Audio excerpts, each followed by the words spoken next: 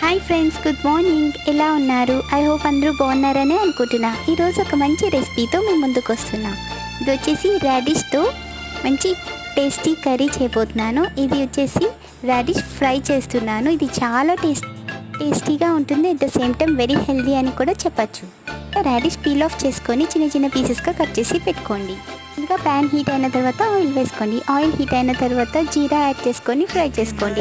Next onions, green chillies and curry leaves add చేసుకోండి. Onions ట్రాన్స్పరెంట్గా అయ్యేంత వరకు ఫ్రై చేసుకోండి. కట్ చేసి పెట్టుకున్న రాడిష్ పీసెస్ యాడ్ చేసుకోండి. రాడిష్ పీసెస్ సాఫ్ట్గా అయ్యేంత వరకు 5 to 10 minutes లో ఫ్లేమ్లో కుక్ చేసుకోండి.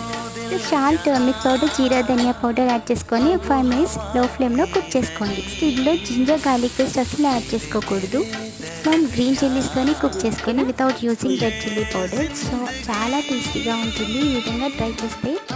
Friends, thanks for watching. For more interesting recipes please subscribe my channel.